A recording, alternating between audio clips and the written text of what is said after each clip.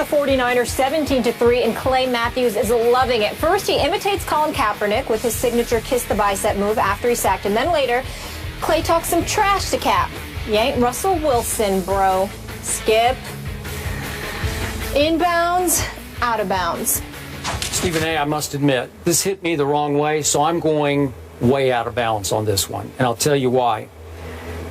Even though Clay Matthews said he was just having fun out there, and I do think he plays and has a lot of fun while he's playing football. I get that. But the truth is, Clay, you had your one little moment in the sun against Colin Kaepernick yesterday after he has caused you and your defense a whole lot of dark days and dark nights, because he has often been the dark knight against you again and again and again, especially when it mattered most. Going into yesterday, Colin Kaepernick, running the football, had 318 yards on 31 carries against Clay Matthews' defense.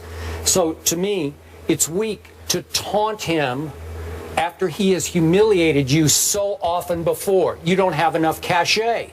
You don't deserve to taunt him after he has run you off the field again and again, especially in the two big playoff games. Remember the one after the 2012 season out at San Francisco? Colin Kaepernick went 181 yards on 16 carries for 2 touchdowns. Think about that. He ran you off that field. You and Aaron Rodgers, you had no chance against his legs that night. And then remember the near Ice Bowl playoff game in Green Bay? Colin Kaepernick ran 7 times in the cold for 98 yards. He also went once for 42 yards. He made all the big plays in that game. He took that game over. He was the MVP of that game, not Aaron Rodgers. That was in Green Bay. So, to me, he has done so much against you, Clay Matthews, and his team is so beat up. Talk about decimation and lost players. We don't have time to go through all the players they've lost on their defense. And by the way, Eric Mangini, your defense hung in against Aaron Rodgers, played pretty well yesterday. Kaepernick has gone south. We all know that. His offense has gone south. I thought they should have just lined him up yesterday in the old single wing and just snapped it to him and let him actually run the football, because they mostly contained him trying to scramble out of the pocket. Way to go, Clay. But is that cause for you to taunt him, kiss your biceps, and say you ain't Russell Wilson? For a while, for about 3 years, he was way beyond Russell Wilson is what he was. So to kick him, so to speak, when he's down was out of bounds.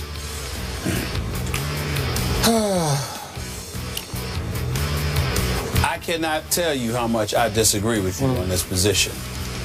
I think it's ridiculous that you think it's out of bounds.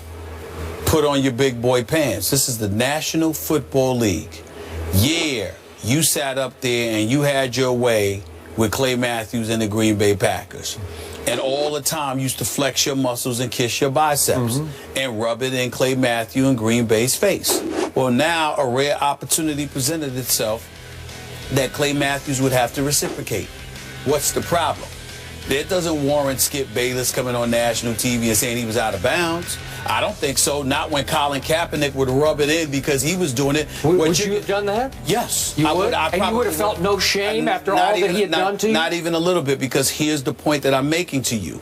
I'm saying to you that it's not like Colin Kaepernick was all timid and demure and was like, oh, my goodness, well, you know, I'm so honored to be playing against you. He used to sit there and flex his biceps and sit up there and literally flaunt it in Clay Matthews and Green Bay's defense's face. But he was doing it in the back of the end zone, Well, right? I'm saying it doesn't matter where he was doing it. He was doing it, and he was doing it while he was successful. What the real story here is how pathetic and anemic the San Francisco 49ers are, and you want an opponent like Clay Matthews to recognize the moment, be sensitive to it, and show deference and respect where it's due. Hell no. Not after you've been getting your butt whipped by this particular individual. That's why Clay Matthews said what he said, because it's not just about San Francisco being a bad team right now. It's about the flagrant regression of their quarterback. A quarterback who only completed 3 passes, 5+ yards yesterday.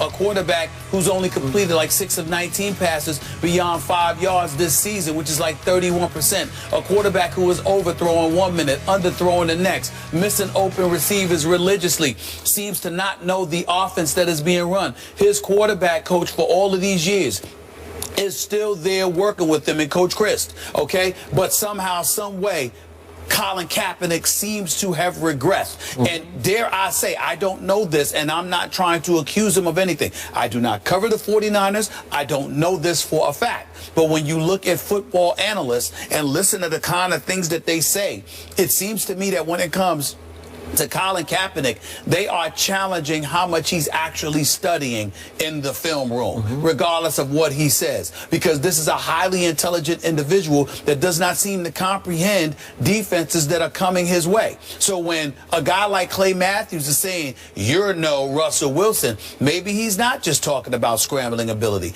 Maybe he's talking about commitment to excellence in terms of being in that film room. Maybe he's talking about not being focused on you, your brand, your endorsement deals, and everything else. And what he's really alluding to is the fact that you're zeroed in, locked in on being the best quarterback you can be. Now, that may not be that's fair. Pretty deep for a quick comment on the football field. What I'm saying to you is that we don't know, because they don't have the luxury of really getting into it, because if you got into it post-game, then it would be incredibly inappropriate to go into that detail, because you're calling out a contemporary unnecessarily to an nth degree. In a particular instance where you get a sack, 1 of 6 on the day, you pressure Colin Kaepernick, and you simply choose to point out that Colin Kaepernick is no Russell Wilson. You could be talking about other things. I don't know that to be the case. I'm not trying to claim that I do know, but I do know what I see other analysts saying on various networks. And I do know what my man Skip Bayless, who knows as much football as anybody that I know in this profession,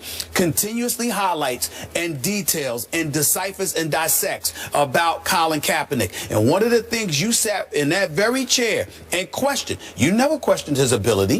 You never questioned his accomplishments. You have sat here with your raised eyebrow looking and saying, what is going on with this guy? This guy doesn't seem to be the same guy. Well, if you notice it, and I'm Clay Matthews and I'm competing against you, and I have an opportunity to demoralize you and pay you back for all the times you demoralized me, I see nothing wrong with that. Okay. Zero. All right, we have 2 issues going on here. Okay. I vehemently disagree with your position on Clay Matthews, but let's leave that behind. Okay. Now to the Kaepernick bigger picture. Sure.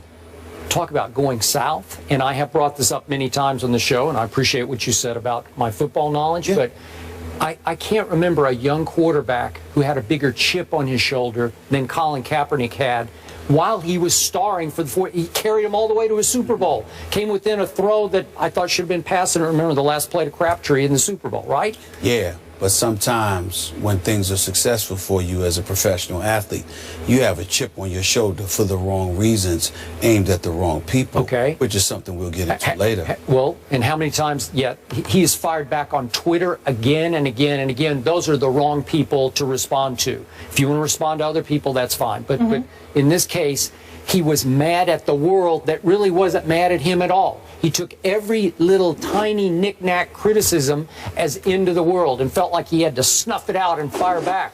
And after a while, you just run out of gas, man. It just eats you alive. And I thought he let the outside eat him alive inside. That's what happened to him. Slowly but surely, he thought himself to death. And then he started second-guessing. They started losing playmakers and firepower on defense. And he got exposed. And it is going south fast for him. No question. I'm interested by what you were saying earlier. Not sure what you meant, but I'll wait for that. I know what he means. knows what I meant. I don't. Okay, I'll stay tuned. I'll stay right here. We're almost there. Kaepernick, of course, is now 1-3, their team, and he had, prior to this Sunday, beat the Packers 3 straight times. Skip mentioned 2 of those playoff games. One of them, Clay Matthews, didn't play, and he was injured. Rex Ryan loses to the Giants at home yesterday, but still defends his team's effort. Is Rex's emotional press conferences starting to wear thin? Don't miss that discussion after the break. What do you mean?